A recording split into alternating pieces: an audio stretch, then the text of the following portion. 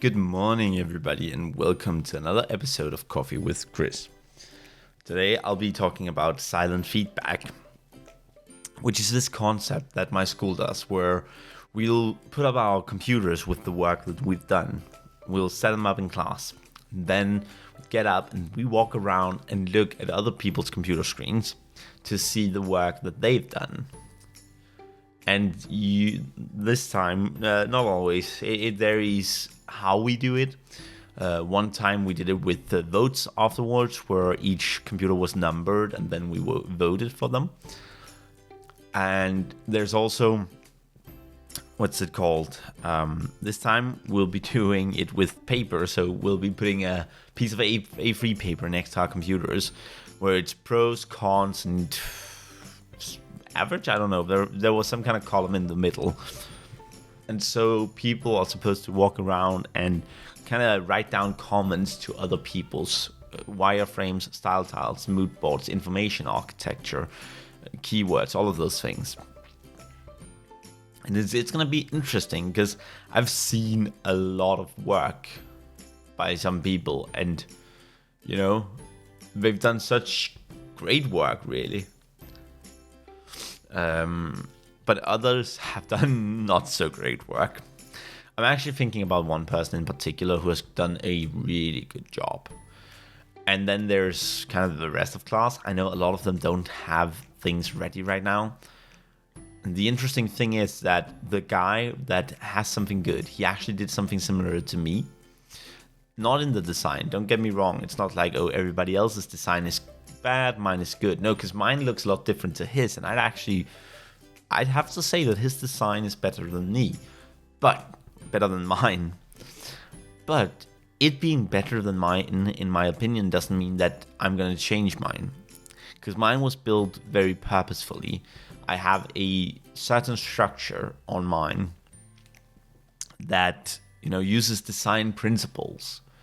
His also does some design principles, but when I commented on it, it turns out he didn't know that. He just thought it looked good.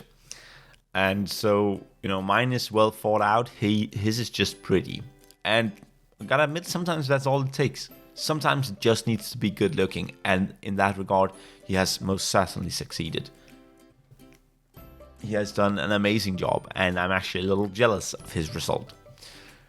Now, if he'll be able to program it, that's another matter, but that's what I'm there to help people with.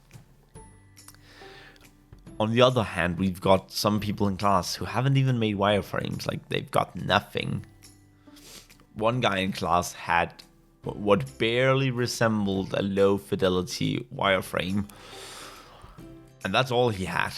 No mood board, no style tile, no research, no personas, no architecture, no nothing. And it's like the only thing I'm missing personally is actually the information architecture. And that's because information architecture is supposed to be this flow diagram kind of thing. But mine doesn't have subpages. When you don't have subpages, there's not much. Okay, so there's still a lot of information architecture, and I would argue that my information architecture is based on on the key information. But it's still, I don't really know where I stand, to be honest. So I'm just not doing it for now. I'll still be doing it later. I guess I'll be doing it once I understand what information architecture actually is. But how can I really do something I don't understand? And the teachers haven't taught us about information architecture, which is weird. And I feel like I should have missed. It must be a class that I missed. But no one else seems to have learned anything about information architecture either. And so it leads me to think that maybe they just kind of forgot to teach us. Because this is a rushed team in the sense that, for example, last semester, the summer semesters, they actually have 6 weeks to complete their final project. We only have 4 weeks to do it. So we have 2 extra weeks. That's for improvements after the hand-in date. But they also had 2 extra weeks. So In total, we have 6 weeks and they have 8 weeks, which is a lot, like 2 extra weeks. I'm almost done and it's only been a week and a half. The only thing I really need to do is code the website and write my report. And I'm thinking I'll start writing the report first, actually. I'm off early today, and so maybe I should just go home and get started on my report. Otherwise, I'm going to end up stressing with that once we get to the end. And the report is only supposed to take up 5 pages, so I need to be a little careful with that. I kind of need to, look forward and backward. I kind of need to look at what have I done so far. Okay, and then do the titles for those. What am I going to be doing? Okay, this. And the information architecture should have probably been done after the research and persona stage, but before the wireframe. And that's another thing I've noticed with people. They have no sense of when to make things. I skipped the information architecture because I don't know what it is, but people have been making their wireframes first and then mood boards and style tiles. And I've been trying to explain to them that if you do that, people have been working on their wireframe first and then their mood boards. The style tiles are actually supposed to go afterwards. Anyway, they've been doing that, and it's like, where's your inspiration then? And some people have made their style tiles first, which means that they start coloring in their mood board. No, man, I'm messing this up. Which means that they start coloring in their wireframe. And people need to understand, design in grayscale. If you design in grayscale, you give a great hierarchy. A great hierarchy signals, a lot of things, really. But most importantly, it looks so much better once you start painting color onto it. And you can use color more sparingly if you've got a great hierarchy. Me, for example, I've learned this a long time ago, that you need to design in grayscale. Well, you don't need to. A lot of people don't. A lot of professionals don't. I think that's an important thing to keep in mind, that there's a difference between an amateur, a student, and a professional. We are at very different levels. So a professional might very well be able to make a mood board, then a style tile, then a wireframe, but we shouldn't do it. And the reason we shouldn't do it is that we don't fully understand it yet. And that's the thing, someone working with this professionally who designs directly using colors already knows how to create a great hierarchy. So they don't need to force themselves to create a great hierarchy. We do. Otherwise, we end up using color as a crutch. And you should never do that. It results in a very ugly design. Again, one person in class has a great design. His design uses color, and it's amazing. It's looking better than mine will. I thought I would have the best looking thing in class, but no. So now I'm going for the most well thought out thing. Or the best programmed.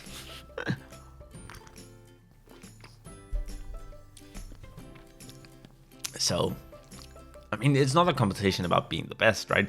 But at the same time, I need to be really good. Now, I don't know if I mentioned this the other day, but I've actually been thinking about my 2-month vacation in Canada. And I've been thinking, I want an internship over there, but my internship isn't until summer next year.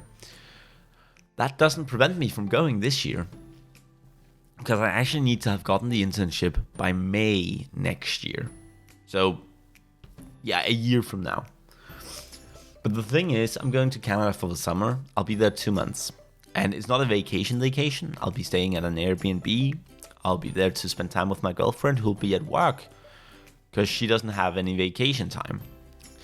So I've been thinking that I could actually go around the city and not go around the city, but I could look up companies in the city. Then I could go visit them.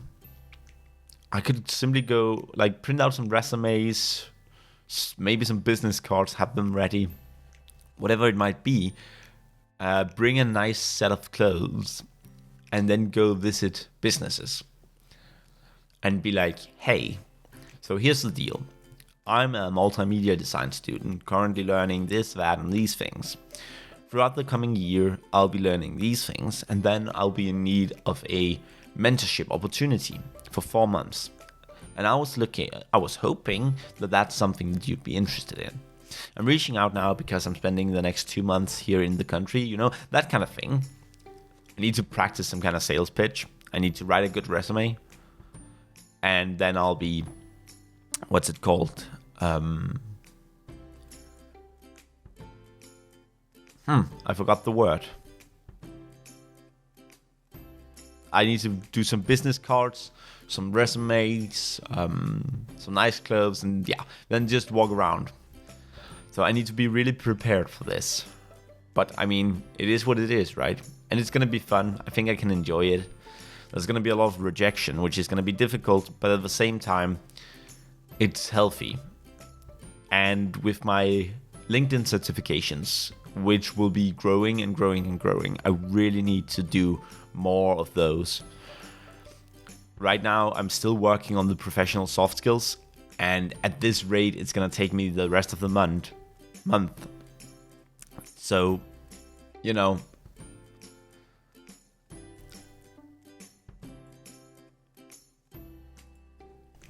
and that's not optimal. Sorry, I got some notifications and it really distracted me. So back on track here for a second. Nope, I lost the track. Goddamn notifications. Do you know that feeling when someone messages you and it pops up and then all of a sudden you can't think, you can't speak, you can't do anything right? It's really annoying. I'm gonna take a sip of my coffee and then I'm gonna try to get back on track.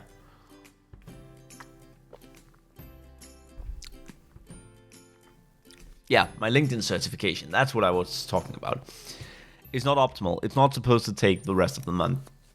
I actually have a lot of extra hours today, so maybe I should do it today. I think I should do it today. I've got 2 things to do today then. I need to write about the study buddy meeting yesterday, which went well, by the way. I got some good feedback from my older classmates, something about potential information overload, and we discussed how to solve that. I need to write a blog post about that, because that's part of our schooling too, that we document everything, basically. And then aside from that, I have to finish this LinkedIn course. I'm currently doing communications foundations, which is interesting. I really love that Tatiana, I don't remember her name.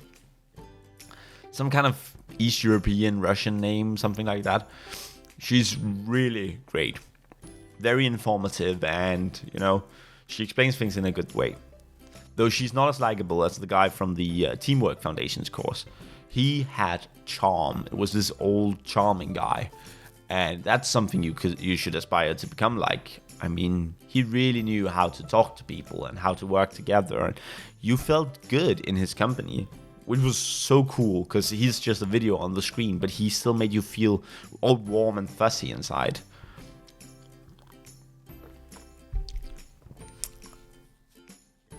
But yeah, I haven't really gotten around to doing them that much, which I need to, because it's very, very, very important. They are actually part of the foundation of how I'm going to sell myself as above my classmates. Is that I have these learning paths, and these learning paths, well, they take several hours each. The shortest one is like 5 hours, and that's customer service, I think. And the longest is almost 40 hours, which is, I don't remember what the 40-hour one is, but the point is these courses are long. And if I'm not going to do these full time, because it's just watching videos, and you need to retain the information too. So maybe a couple of hours a day. That means that the 40-hour one will take me 3 weeks.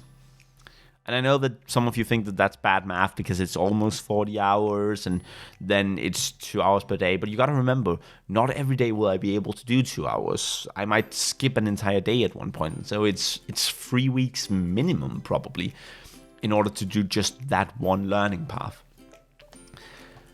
And that's not great. It's not great. I started doing these learning paths 2 weeks ago, I think. And I've only completed half a learning path. I'm doing a couple of hours a week. But that's because I've been so busy with my project and things to add to my portfolio and all of that. There's a lot going on right now. But I do need the certificates. I know that the certificates themselves don't really mean that much. It's not like an employer is going to look at it and think, oh, this guy has a LinkedIn learning certificate. He's so professional. He can do something. No, nothing like that. It's merely that having them allows me to show off that not only have I been educated in this, I have also done extracurricular education, and I have a willingness to improve and learn and grow. A lot of people don't have that. And a lot of people are just going to spend their summer relaxing. I'm going to spend my summer making videos, editing videos, making posters and photoshopping images somehow. I'm going to spend my summer doing courses, seeking out potential internships. Like, I'm going to do a lot of things because I'm very dedicated to this. And a few years from now, I'll finally feel like I've succeeded. At least a little bit. And I feel that already, actually. I feel like I'm succeeding every single day because I'm doing really well. And a year ago, I would not have been able to tell you the same thing. So, on that very positive note, I'm going to end for today. Thank you so much for listening. Don't forget to like, comment, and subscribe. And I'll see you tomorrow. Bye-bye now.